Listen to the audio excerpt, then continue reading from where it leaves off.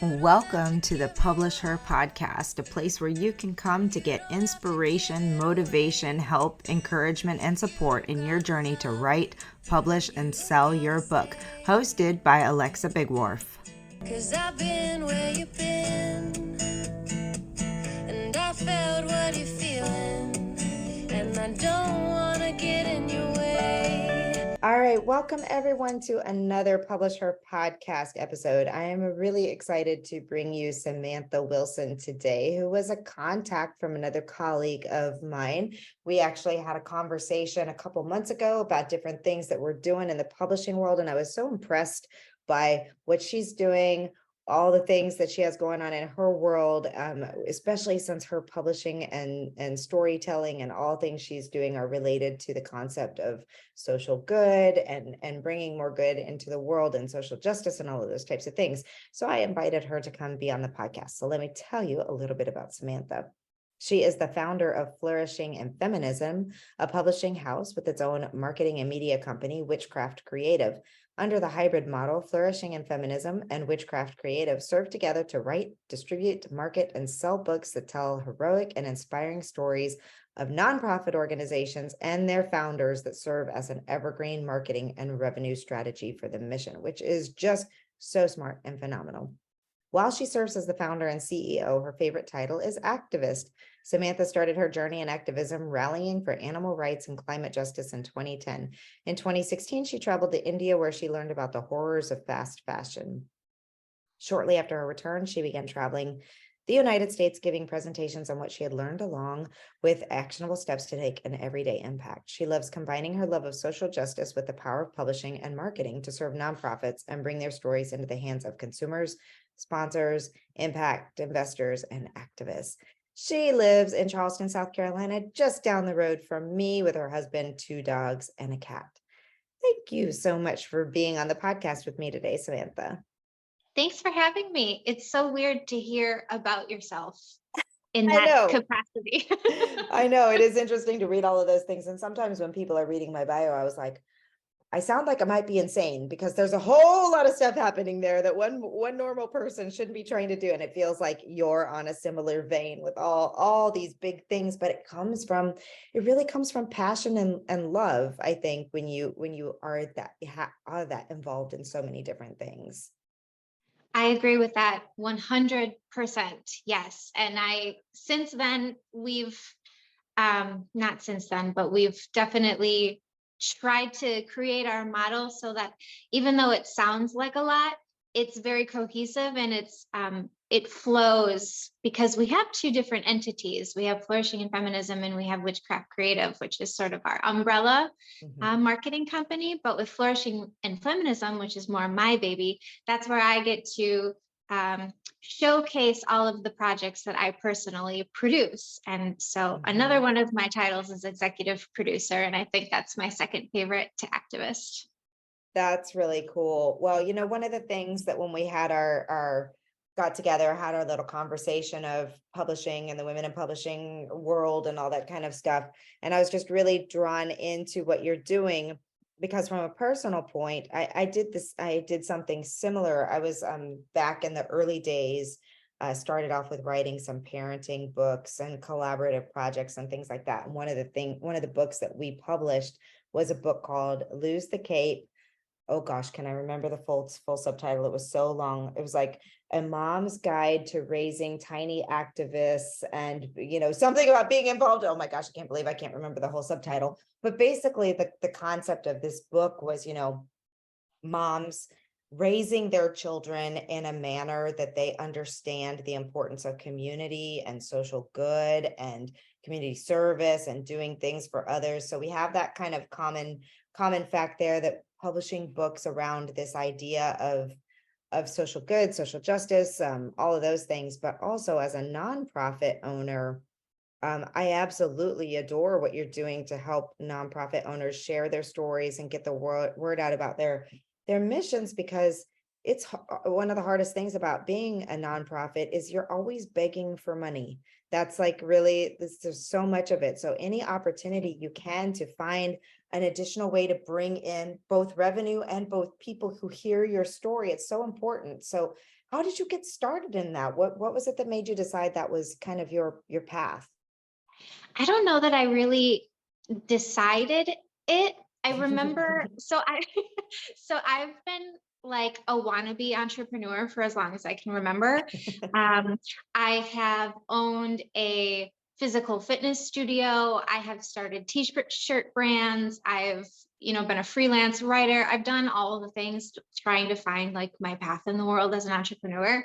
I do remember distinctively one day sitting in my home and like in my brain, I saw the word publishing and the word social justice sort of merge. And I was like, that's it.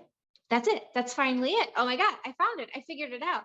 Now I'm still figuring it out, because that's what entrepreneurship is you're always on the roller coaster trying to weave your way through the world of business, especially when it's entangled and intertwined with social justice. Mhm. Um, but I've been an active activist since 2010, starting with agriculture and big farming and trying to advocate for the animals. And in 2016, I quit my job and I bought a plane ticket to India, and I went over there and I studied ethical fashion and the horrors of the fashion industry. And then I took what I had learned from that, plus all of my advocacy from the years prior, to speak at different conferences and festivals and things of that nature about what I had learned and provide actionable steps for people. And then I also worked with filmmakers to bring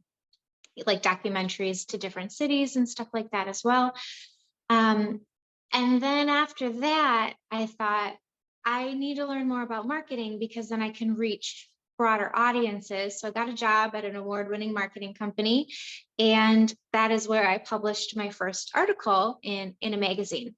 And I got addicted to that feeling, and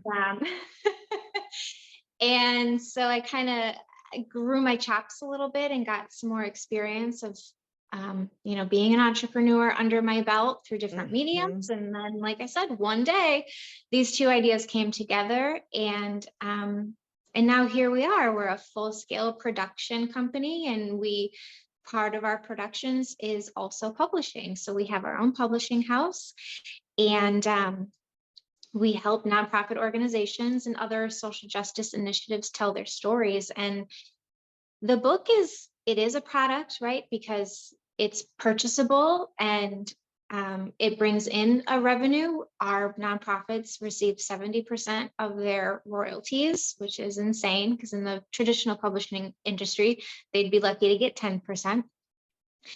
But Right, that's we true. also, right, and we also do their marketing for them, which doesn't happen in traditional publishing either.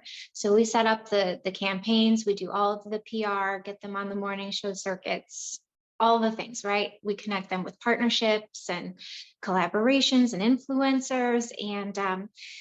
And again, the book is a product, but it's not the product. The product is the story. It's the nonprofit itself. And the book Mhm. is the vessel. Mhm. It's the excuse to get in front of the media. It's the excuse to have somebody interview you and give you good PR and showcase you in front of a loving audience who's ready to commit to you.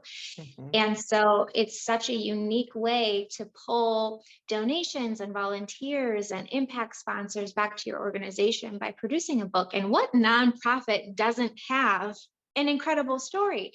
That's how they became a nonprofit, is because there was some challenge within the social justice world that needed to be approached, and it came about because of a personal experience. That's 99% of nonprofits is because of personal experiences, and they all have stories. So we get to talk about their mission directly in the words of the book. So it's Mhm. also spreading the mission and giving education and inspiration and firm call to actions. And I think that it's so powerful to use publishing in that way Yeah. because of all the different reaches that it has. Well, and I don't know how many people in our audience have nonprofits, but I know that many people in our audience are writing memoirs or nonfiction books that are largely about about their stories, their mission, their passions, and many of them may have, themes throughout their books and their storytelling of change, of inspiration, of hope, of doing better, of bringing about, systematic changes and those types of things. So can you talk, since you do also have this wonderful marketing experience and background, can you talk generally about how authors, whether it's for a nonprofit or for any type of book that's doing this type of mission, how to use that book to do all the things you just talked about? Right. Well, like we said, it's a really good excuse to get in front of the media. So using Mhm. it, making sure that you have a press release ready to go, build partnerships, and especially if you do have some kind of social justice initiative weaved into it, there are going to be people who will happily donate their time or their resources to help you. So reach out to like your local, I'm putting in air quotes, influencers and bloggers and journalists in your local magazines and publications, and sit down with them, tell them your story, because they'll give you really good PR.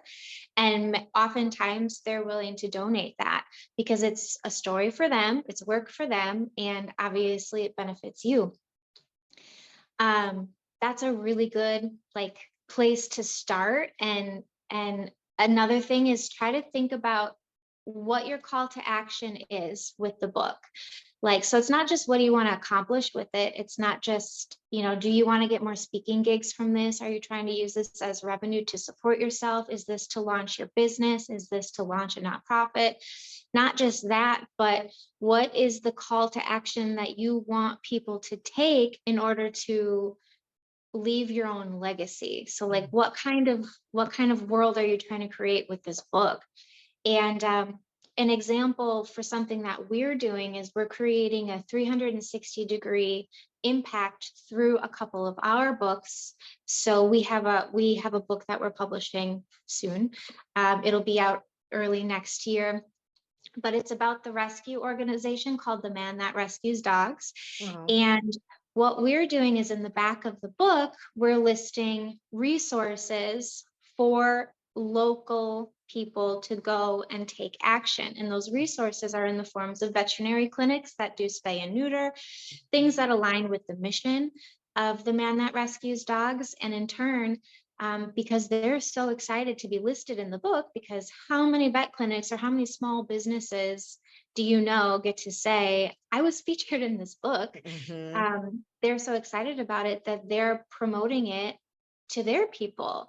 And not only are they promoting it, but they're willing to buy it at a Yes. fraction of the price, but they're willing to buy it because they want to resell it in their clinics. Yeah. So not only are you getting free marketing, but you're getting and word of mouth marketing, by the way, which is a The $16 best. trillion industry. Right. 16 Um, trillion. I knew it was big, but I didn't know it was that big. Wow. It's big, or maybe it's 6 trillion, 6 trillion, 6. Either way, you got a T at the front of that illion. That's It's big. Yes. But yeah, and then you also have somebody to sell to right away that's really excited about it. So it's Yeah. three ways. So my biggest piece of advice is get creative. There is no one way to do something, and you certainly do not have to be traditional in the way that you do your book marketing. Yeah. Book tours are not successful for everybody. Right. They're not even successful for people like Stephen King, Right. at times.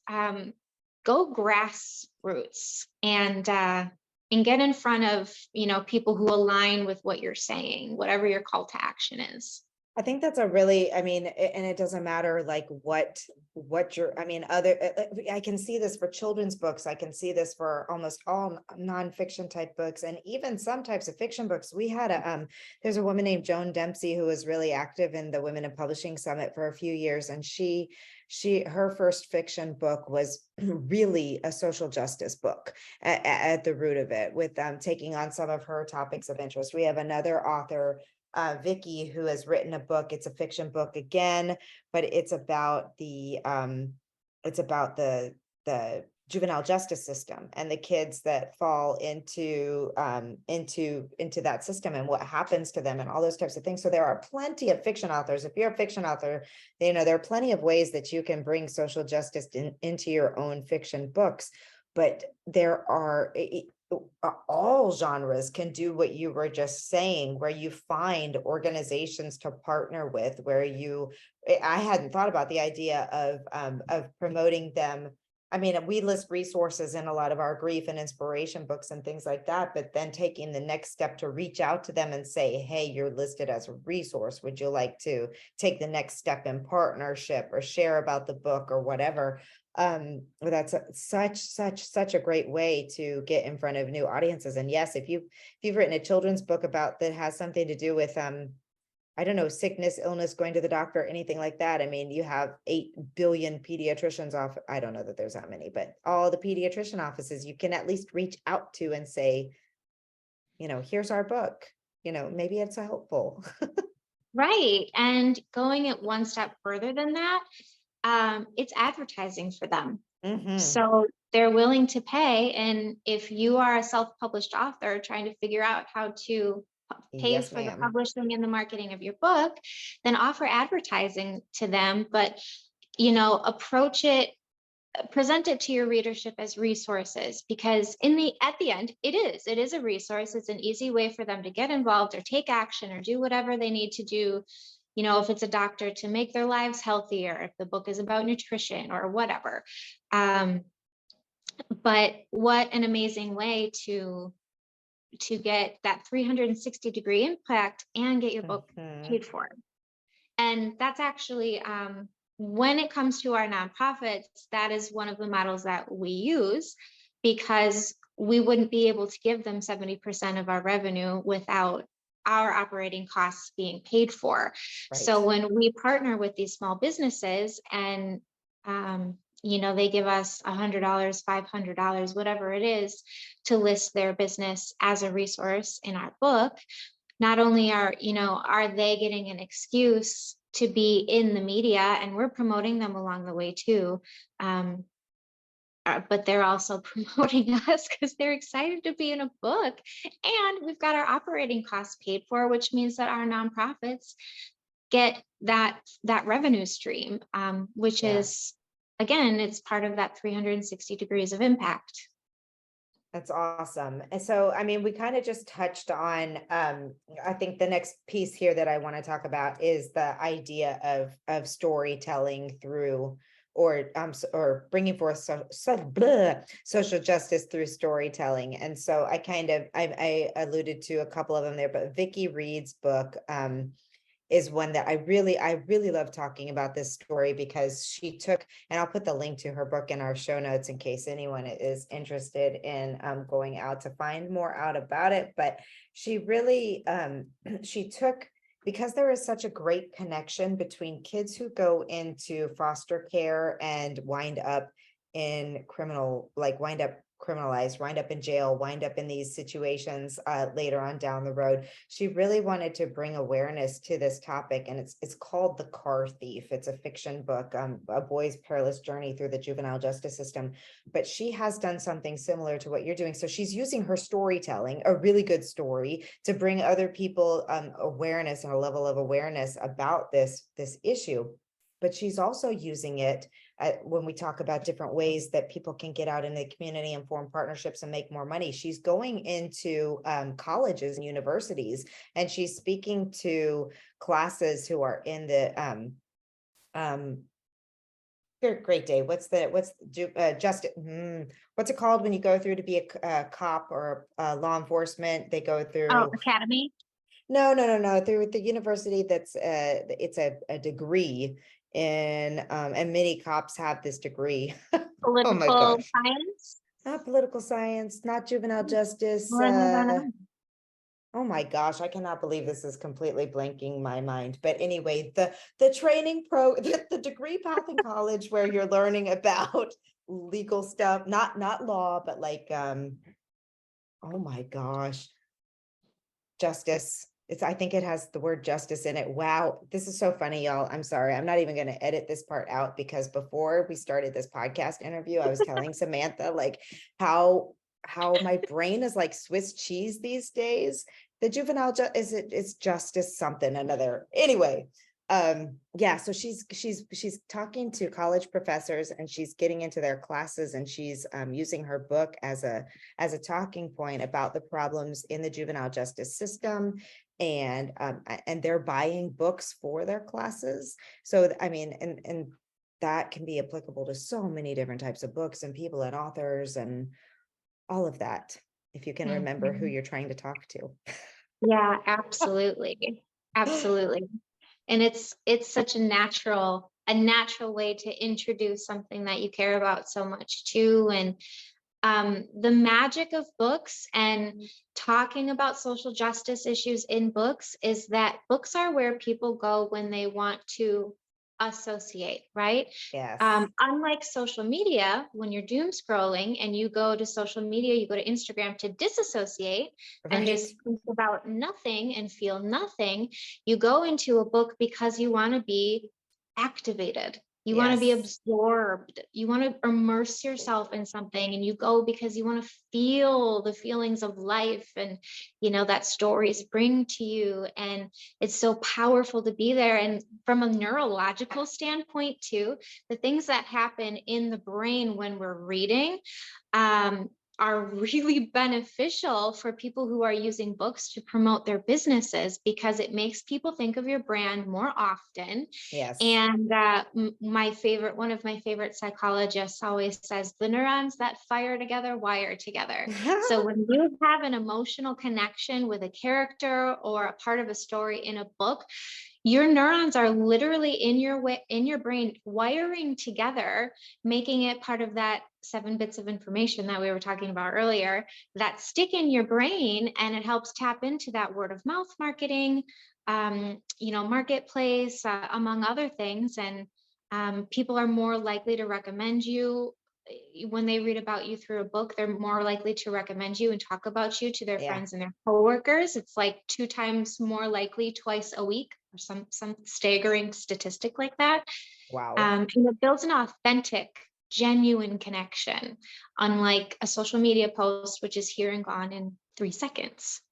And it lasts Yeah. forever, right? It's evergreen. You can find it at any time, anywhere. It's always there on your shelf waiting for you. Absolutely. Criminal justice. It popped into my Criminal head as you were justice. speaking. And what's funny is that our listeners were probably screaming that at their phone the entire time. It's criminal justice, Alexa. That's Oh my gosh. I should have thought of that too. Darn it. I don't, this is what happens. Like, and I understand why people get afraid of public speaking, because it happens to me. And luckily with podcasts, y'all shouldn't be afraid of podcasts because they can be edited. I'm choosing not to edit out that portion because I think it's funny, but, and relatable, but people, get really nervous when they're speaking and can easily like get caught up in something like that. You know what you're trying to say, and you know that word is there and you just can't find it. So instead, like, you just panic. That's kind of what just happened there.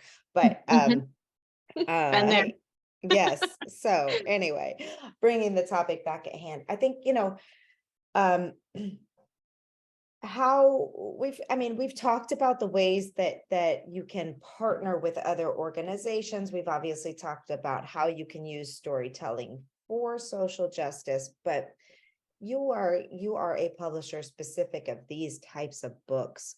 Why would you recommend to someone that they use a book as a tool for their social? We've alluded to a lot of reasons, but why would publishing be the right path or not the right path for someone who's trying to bring about this kind of knowledge, awareness, change, etc.? Because it's a place where you can serve so many different goals and reach so many different emotions. And Mm, it's emotional marketing, and that is the attraction, especially to markets like Gen Z and millennials. Gen Z, mhm. 77% of them are readers. Millennials, 83% of them are readers. Books are such an untapped market for marketing in general. Um, and And Gen Z and millennials are the leaders and conscious consumers. 40% of them, 40% of Gen Z makes up conscious consumers. And this is just where they are. This is where they're hanging out. And these are the people that are doing something. And they are our future too, right? So books are an untapped place to be talking about the issues at hand. Plus, it's a place to spend a really good amount of time building trust, building engagement, building up to a call to action, and gaining that relevancy and that authenticity, and creating a genuine story that they're going to remember for years to come. I mean, I bet I can ask you, you've already talked about a couple of books that have stuck with you, but I think everybody could, if I were to say, tell me one book that really stuck with you, I'm willing to bet that when you recall it, you realize there was some kind of underlying social justice theme in it. Yes. And Whether you know it what? was, Go ahead. Sorry. oh, I was just going to say, whether it was talking about, growing up as a young woman going through middle school and high school, there are so many different social justice themes there. Or even if it was like a book about business and, from a woman's perspective, there's a lot of social justice themes there too. Yeah. Yeah, absolutely. I kind of actually, and I've been talking to an author friend of mine about doing a book together, co-writing a book together, because I kind of love the idea of using fiction even more so than the nonfiction books. I'm sure with a lot of the clients you work with, it's nonfiction books, but the fiction books are so cool because it's sneaky, right? It sounds like a really good book. It sounds like a really good story. And then you read this book and your life is forever changed because you learn something while you're reading. So, I mean, while the nonfiction books are crucial and important and serve a role, like there's such a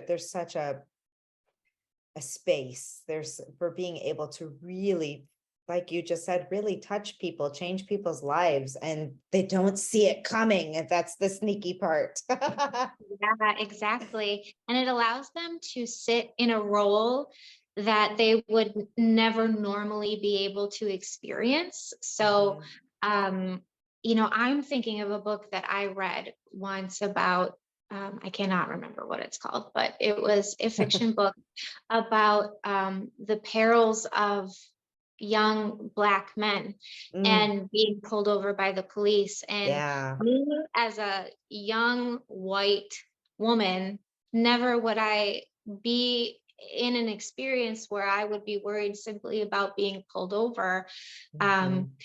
At least not, in the middle of town in the middle of the day. At Right. night, that's Different it's a different situation. story. Yeah. Okay. Right. But it's not to the level of what these young Black men are experiencing, being shot in their cars. And so when you're reading about this and you're immersed in it, you're sort of imagining yourself in that position. And then you kind of come out of that reading days that you get into, when you're so enthralled in something, and you make that connection, like, good Lord, I can't believe this actually happens. And then all of a sudden there you are, an activist talking about something that you never thought you'd be talking about before, because you had this transformative experience reading a fiction book. Yeah. And even for those who are interested in like, I get a lot of this even from television and movies too. You really feel it's, we have screenwriters in our community. We have people who are looking to take their books and have them optioned for TV and film. And I think anything that follows these topics of interest at a large level, it's worth pursuing. So what are you currently working on? You've told me about a couple of your projects in the past. Tell us about the project that you're working on with the grannies. Yes. We had a fun conversation about this quite a while ago, a few months back, but we are writing a book called The Diaries of the Raging Grannies. The Raging Grannies, not just the grannies, the Raging Grannies. The Raging Grannies are an international organization. They're a cohort of women with chapters that they call gaggles all over the world, and they use song and satire for social justice. So these women are now in their 70s, 80s, 90s, and beyond, but they were the original founders of the modern feminist movement. These are the women that legitimately walked with MLK. These are the women that are responsible. They're the reason why we're able to get checking accounts without having to ask husbands now. They are the reason why the 9 to 5 movement and talking about equal pay, and that we've even made any progress, not enough progress, but any progress in that area at all. They are the originals, the OGs, and we are telling their stories. How And fun. I'm so excited to bring their anthology in this way as a collection of a diary, Yeah. because they get to talk about to the next generation of women, right, who are going to be taking over and filling in their shoes for this movement, what it was like for them. But also they're talking about life now. So now what they're doing is they've started these gaggles, and upon the inception of the Raging Grannies, the original gaggles realized that no one was taking them seriously because they were older women preaching about social justice. So what they did was they went home and they put on all of their pins and brooches and baubles and aprons and silly hats, and created these satirical characters out of themselves to get attention, and it stuck. And now they have over 500 original songs in their repertoire that they write about social justice as well.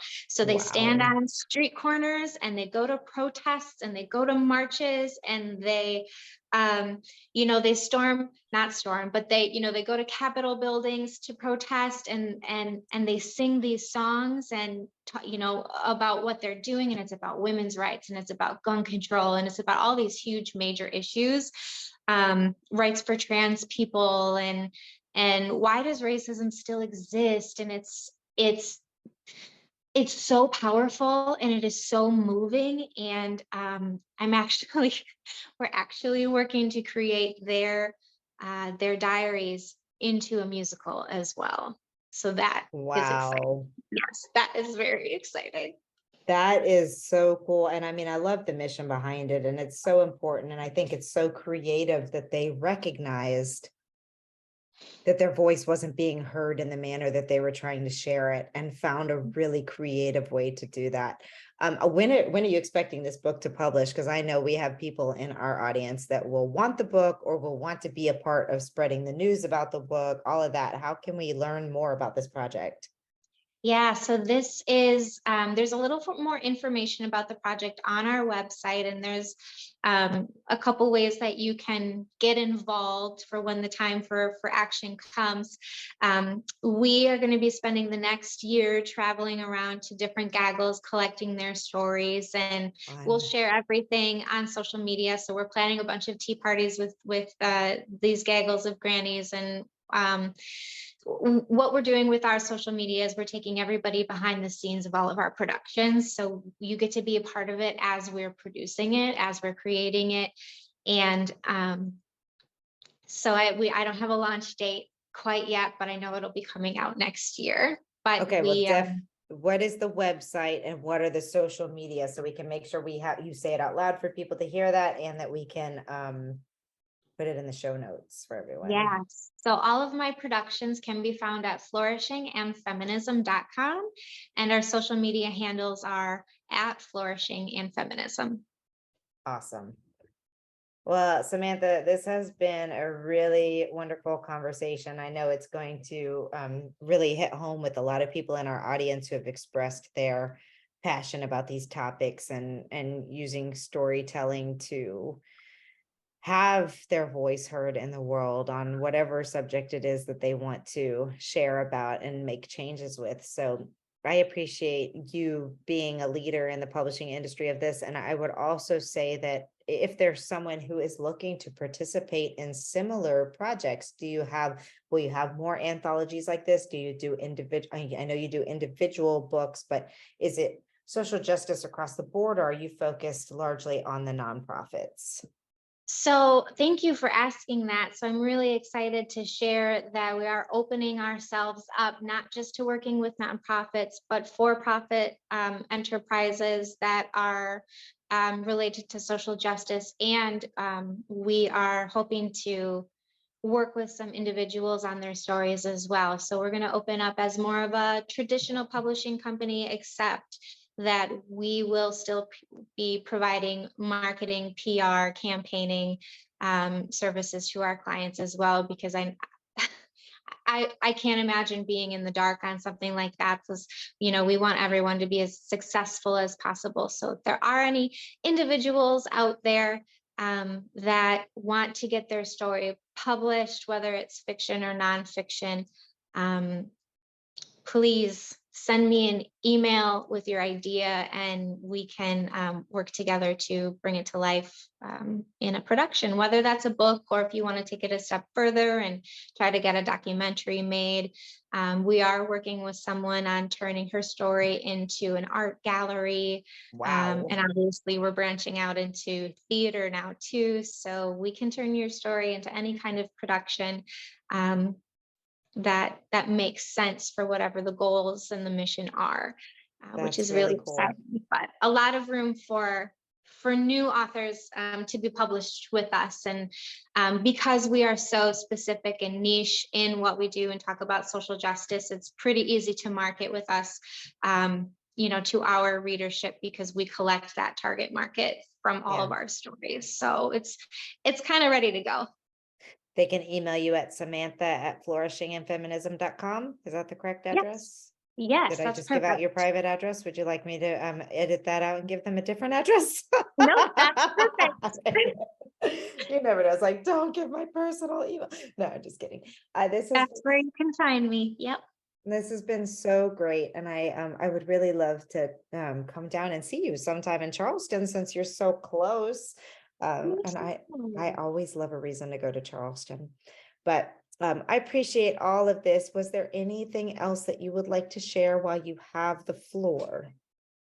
No, just that I really enjoyed talking to you and being in your presence. And I started listening to your podcast, which was, I started from episode 1, which is like a really long time ago now, and I'm working my way up. But you put out such great content and talk to such amazing people. And I love the idea, the concept that you came up with. And I also love the work that you do, telling your story about, your story. I don't know if you've talked about it on here I do, yet. yes. Yes. Okay. I'm very vocal about my stories. Okay. Well, good. I don't know which episode that is, but I'll get there.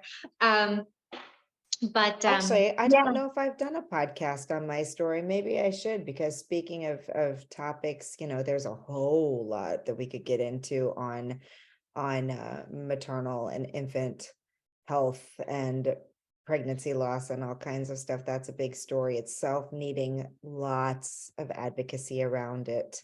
So yes. maybe coming to you as a client. We'll see. Yeah, well, there you go. There you go. Or I'm just happy to interview you for your own podcast. That would be good too. Well, that would be amazing too. We should do that. All right. Well, thank you so much, Samantha. I really enjoyed this, and we will make sure that everybody knows how to follow you and all the links and all the places. I'll put in the links from the books that we talked about today too, in case you want to check those out. And thank you again so much for your time and energy and passion. Thank you, Alexa. I appreciate you. You don't have to give me your heart. You don't have to give it away. Thank you for joining us on the Publisher Podcast. We hope to see you back for the next episode. Great, huge thanks goes to Jasmine Commerce for the use of her song. You can find Jasmine on SoundCloud. Go check out all of her music. We'll see you next time.